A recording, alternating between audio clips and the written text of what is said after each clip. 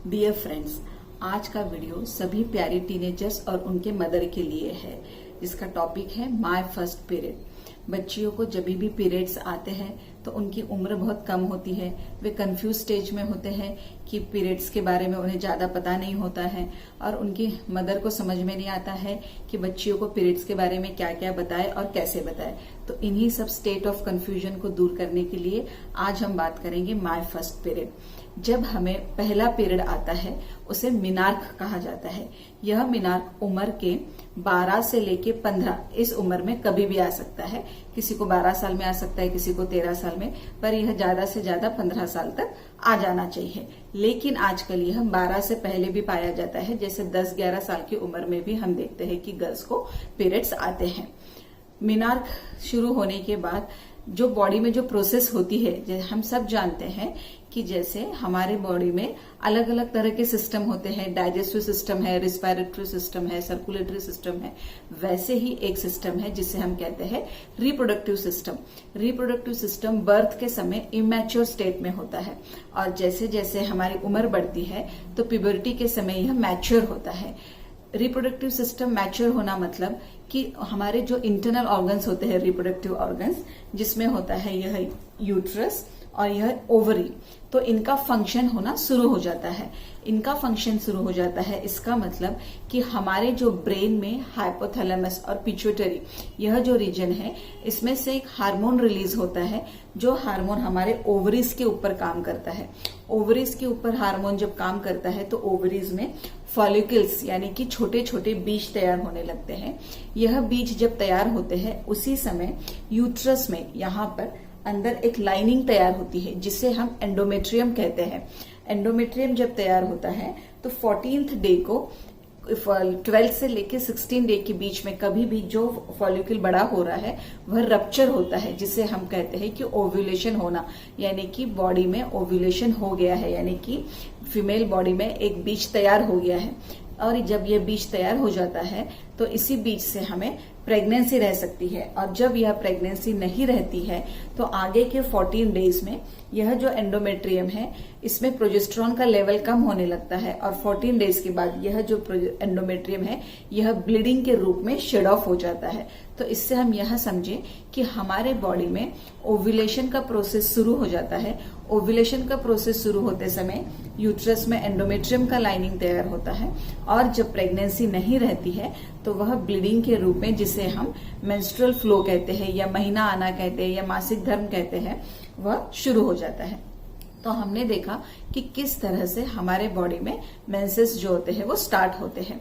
अब इस मेंसेस से हमें ये समझ में आया इन शॉर्ट कि हमारी बॉडी इस समय अभी ओव्यूलेशन के लिए और प्रेगनेंसी के लिए रेडी हो गई है, यानी कि जिस भी लड़कियों को पीरियड्स आते हैं उनकी बॉडी में अब ओव्यूलेशन होने लगा है और वो प्रेग्नेंट रह सकती है।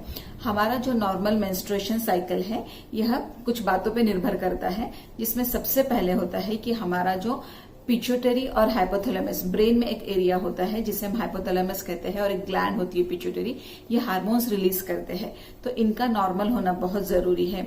इसी के साथ हमारे रिप्रोडक्टिव ऑर्गन्स यानी कि ओवरीज, एंडोमेट्रियम, हमारा यूट्रस, इनका नॉर्मल होना बहुत जरूरी है। हमारा जो थायराइड हार्मोन है वह हमारे पीरियड के मेंटेनेंस के लिए नॉर्मल होना जरूरी है। एंड्रोजन हार्मोन्स हमारे बॉडी में जो रिलीज होते हैं एड्रेनल ग्लैंड से, उनका नॉर्मल होना बहुत जरूरी है। इसी के साथ हमारा जो न्यूट्रिशन है, फूड है, उसकी हैबिट्स ठीक से होना ताकि हमारे पीरियड्स रेगुलर हो। हमारा न्यूट्रिशन भी इसके लिए बहुत जरूरी है। साथ ही में हमारे जो बॉडी में फैट है, मिनिमम हमारे बॉडी में 17% फैट होना चाहिए। इन सब वजह से हमारे जो मेंस्ट्रुअल साइकिल है, इन सब का असर हमारे मेंस्ट्रुअल फ्लो के ऊपर, हमारे मेंस्ट्रुअल साइकिल के ऊपर रहता है। अब अगर हम देखें तो मेंस्ट्रुअल साइकिल जो होती है वह कम से कम 4 से 5 दिनों की होती है और किसी किसी को यह 6 से 7 दिन तक हो सकती है। लेकिन जब यह साइकिल 7 दिनों से ज्यादा होती है तो हम उसे एबनॉर्मल ब्लीडिंग कहते हैं। नॉर्मली यह जो ब्लीडिंग होता है यह 80 ml to 100 ml तक उन 4 से 5 दिनों में 80 ml से 100 ml तक का ब्लड लॉस होता है। लेकिन अगर किसी को इससे ज्यादा ब्लड लॉस होता हो, यानी कि अगर उन्हें दिन में कम से कम हर 2 घंटे में अगर सैनिटरी पैड चेंज करना पड़ता है, तो इसका मतलब है कि उन्हें हैवी ब्लीडिंग हो रहा है।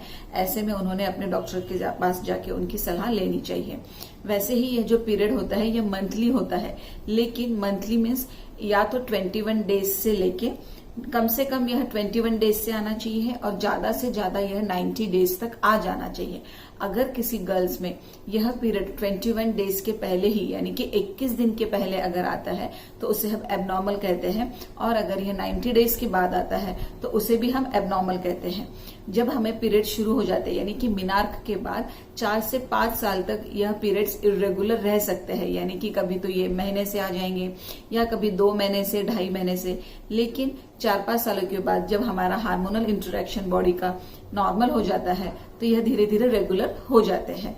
लेकिन यह 21 से 90 दिन के बीच में आ जाना चाहिए। और उसी के साथ हमें जब रिप्रोडक्टिव सिस्टम हमारा मैच्योर हो जाता है, फंक्शन करना शुरू हो जाता है, तो हमें लाइफस्टाइल में भी चेंजेस करना बहुत जरूरी है। सबसे पहले जो चेंज हमें करना है कि हमें रेगुलर एक्सरसाइज करना बहुत जरूरी है। रेगुलर एक्सरसाइज करने से जो हमारा बॉडी फैट है वह इवनली डिस्ट्रीब्यूट रहता है। एक्सेस बॉडी फैट अगर हो जाएगा हमारे बॉडी में, तो उसकी वजह से हमारे पीरियड्स रेगुलर नहीं आएंगे। हमारा न्यूट्रिशन अच्छा होना चाहिए, हमारे फूड हैबिट्स अच्छे होने चाहिए, क्योंकि फूड हैबिट्स अच्छे रहेंगे तो हमारा हार्मोनल बैलेंस अच्छा रहेगा। हमें हेल्दी फूड खाने की जरूरत है। उसी के साथ हमारी स्लीप, जो नींद है, वह प्रॉपर होनी चाहिए, क्योंकि अगर हमारा स्ट्रेस रहेगा, हमारी नींद बराबर से नहीं होगी, तो हमारे हार्मोनल लेवल डिस्टर्ब हो जाएंगे, और हार्मोनल लेवल डिस्टर्ब हो जाएंगे तो हमारे पीरियड्स रेगुलर नहीं आएंगे। इसी के साथ हमें कुछ चीजों को टालना बहुत जरूरी है, जिसमें सबसे ज्यादा है कि सॉल्टी फूड, यानी कि जो चिप्स, वेफर्स, फ्राई फूड्स जो होते हैं, जंक फूड्स होते हैं, ये हमने नहीं खाने चाहिए, क्योंकि इसमें सॉल्ट इंटेक ज्यादा होता है। और सॉल्ट इंटेक कंटेंट ज्यादा होता है, तो सॉल्ट इंटेक की वजह से हमारे इसमें जो लोअर एब्डामेन होता है, जिसे हम बेली फैट कहते हैं, वहां पे वाटर रिटेंशन ज्यादा होता है और वहां पे फैट बढ़ने की प्रोसेस ज्यादा हो सकती है। तो इसकी वजह से हमें सॉल्ट इंटेक जो है वो कम करना चाहिए। इस समय हमारा जो हार्मोन लेवल होता है, एस्ट्रोजन जो होता है, वह ऊपर नीचे होता है। इसकी वजह से हमारा जो पेन थ्रेशोल्ड है वह कम हो जाता है। तो जहां तक हो सके मेंस्ट्रुअल फ्लो जब हमारा शुरू होता है, तब हम वैक्सीन या डेंटल चेकअप या डेंटल प्रोसीजर, जो भी पेनफुल प्रोसीजर है, वो अगर हम टाल सकते हैं तो वो ज्यादा अच्छी, क्योंकि इस समय हमें पेन ज्यादा फील होता है। इसी के साथ हमने जो कॉफी जैसे ड्रिंक्स होते हैं जिसमें कफीन होता है, यह अवॉइड करने चाहिए, क्योंकि इससे ब्लड सर्कुलेशन हैम्पर होता है और क्रैम्प्स जैसी हमें फीलिंग आ सकती है। तो फ्रेंड्स, हमने देखा कि मेंस्ट्रुअल साइकिल क्या होती है, रिप्रोडक्टिव सिस्टम में क्या चेंजेस होते हैं, नॉर्मल मेंस्ट्रुअल साइकिल कितने दिनों की होती है, और हमें लाइफस्टाइल में क्या क्या चेंजेस करने चाहिए। आई होप पीरियड से लेके या आपका जो पहला पीरियड है उससे लेकर आपकी जो भी सवाल हो वो आपके सॉल्व हो गए हो। लेकिन अगर आपका कोई और सवाल हो या कोई सुझाव हो तो मुझे कमेंट बॉक्स में लिख के जरूर भेजिएगा। पीरियड से रिलेटेड और भी जो परेशानियां होती है कि premenstrual disorder, pain in abdomen, irregular periods, इन सब की भी मैंने वीडियोस बनाए हैं, जिसके लिंक मैंने डिस्क्रिप्शन बॉक्स में दे रखी हुई है। तो आपको कोई और पीरियड रिलेटेड कोई वीडियो देखना हो तो आप मुझे जरूर सजेस्ट कर सकते हैं। तब तक के लिए नमस्ते।